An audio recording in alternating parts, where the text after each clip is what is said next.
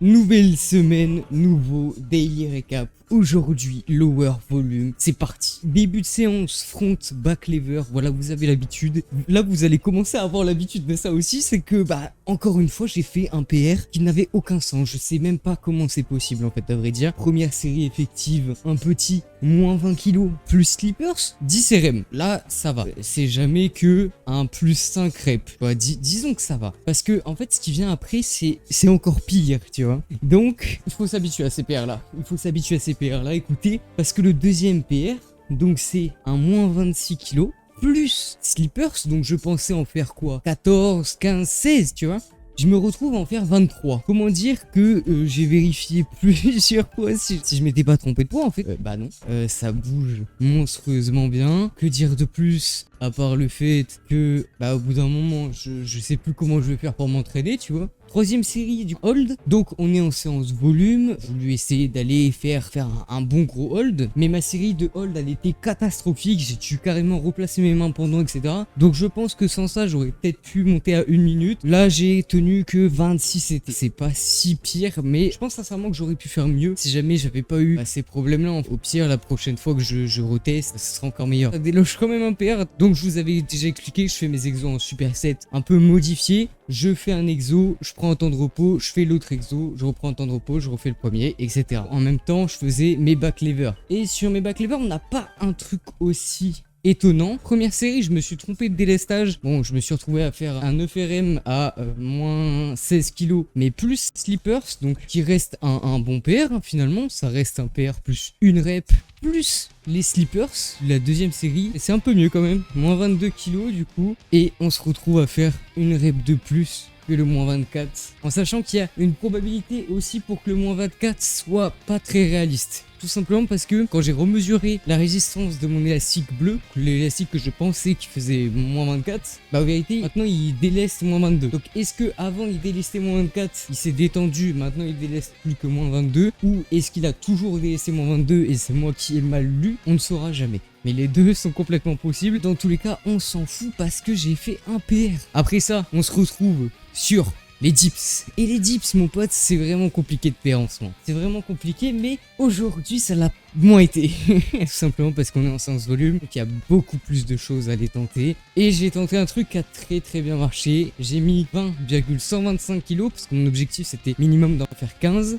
Et au final, j'en ai fait 18. On nique 3 PR qu'on peut mettre 20,125 juste ici. Et ça, c'est magnifique. En deuxième série, dans la même logique en fait, de rajouter un tout petit peu de poids, d'essayer de micro-loader, même si quand t'arrives sur un 6 kg, micro-loader, pourcentage d'ajout de poids, c'est plus le même. Donc c'est plus vraiment du micro-loading. Dédicace à la Fumax qui m'avait expliqué ça. Donc, toujours est-il que j'ai ajouté 250 grammes et que j'ai fait 5 reps de plus. Donc on déloge jusqu'à l'ancien PDC, donc mon poids de corps. Pourquoi est-ce qu'il y a quasiment 1 kg? Simplement parce que je considère que je suis au poids de corps quand j'ai la ceinture de l'Est. Comme ça m'offre deux possibilités. Le poids de corps, donc avec la ceinture de l'Est, et moins 1 kg. Où là, c'est vraiment en tout nu. 6,25, bam. Et ça fait plaisir. En dernière série, j'ai fait une slow rep pour travailler un petit peu plus la mobilité. Donc je l'ai fait en chest to grass. Et mon objectif c'était du coup de battre cet ancien PDC. Ça n'a pas manqué étant donné que même si je l'ai fait à moins 1 kg, en vérité, j'ai fait 45. Franchement, c'est très propre. Je commence à me sentir beaucoup plus à l'aise dans l'amplitude complète. Tant mieux en fait. Je pense que le prochain cycle où je fais des dips, je ferai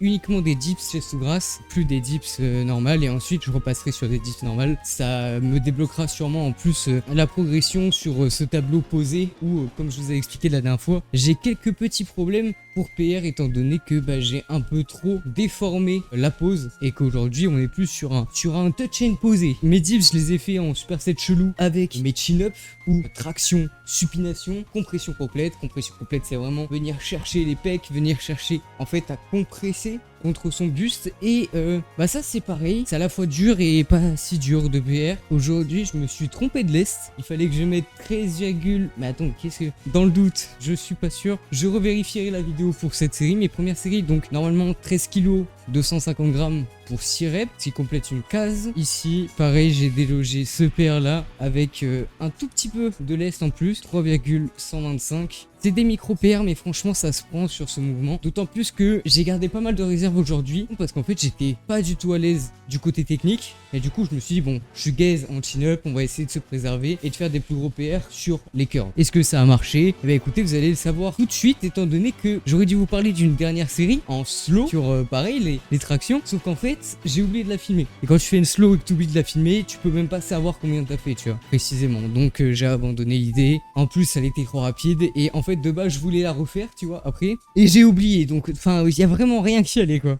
Mais enfin un curl 27,75 pour 18 répétitions, c'est pas un très gros PR, c'est juste on remplit la case, ça fait une case de rempli. Ceci dit, sur la deuxième série du coup, là j'ai fait un PR assez sympa et un PR très haut volume, étant donné que j'ai mis 17,5 kg et que j'ai fait 37 reps. Et ça mon pote, je peux te le dire, ça fait mal. Faire autant de reps, c'est une abomination en fait. Ce qui m'a limité en plus, c'est même pas tant la force de mes biceps, même si enfin, la brûlure était assez vénère, tu vois. Ce qui m'a limité, c'était mon grip, tout simplement parce que j'avais oublié de mettre de la magnésie. Pendant ma série, je suis allé en mettre parce que c'est absolument horrible. En plus, je commençais à avoir les mains moites. Donc il y a eu une pause de 5 secondes, mais dans les premières répétitions, donc je l'ai pas compté. Ça m'a un peu nerf. Je pense que sans ces problèmes-là, si je m'étais un peu plus concentré, j'aurais tapé les 40 reps. Mais bon, on ne saura jamais.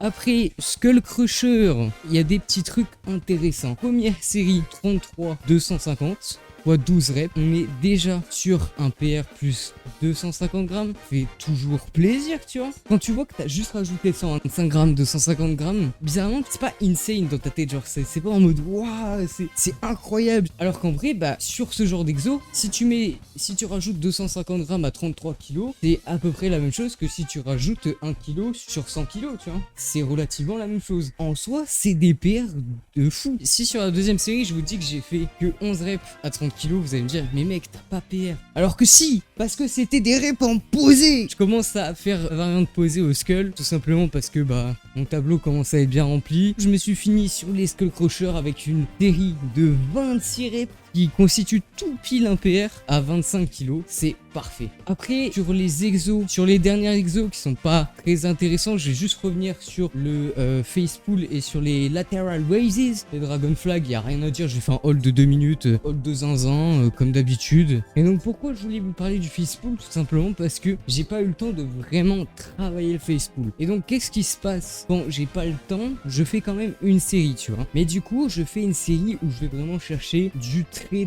haut volume, en l'occurrence donc un 60 reps à 25,3 kg en strict form évidemment. Je veux que ma série elle soit la plus qualitative possible, donc je vais le plus loin dans l'effort. Là vraiment putain la brûlure elle était intense sa mère à la 60e rep. Ce qui fait lâcher c'est la brûlure à chaque fois hein. Quand t'arrives à ce genre de rep range, dans tous les cas à travail, je pense que j'en avais plus non plus énormément. Si on regarde mon tableau, mon 100 RM est à 18 kg, même c'était plutôt logique en fait que le 25 finisse ici. Je maximise la qualité de la série pour pouvoir faire moins de quantité. Concernant les lateral raises, donc les élévations latérales en straight arm, la seule petite différence de d'habitude, c'est déjà le 6 kg, je l'ai explosé. Ça, je l'avais dit hein, la dernière fois. Je m'attendais pas à autant l'exploser, d'autant plus que j'ai pas filmé, mais là pour le coup, c'était avec une perfect forme. Donc écoutez, il y a encore un peu plus de marge de progression que ce que je pensais. Et j'ai fait un 5 kg. Et là, vous allez me dire, mais c'est bizarre, comment t'as pu faire 5 kg alors que tes haltères, elles vont de 2 en 2 parce que t'es dans une salle de con.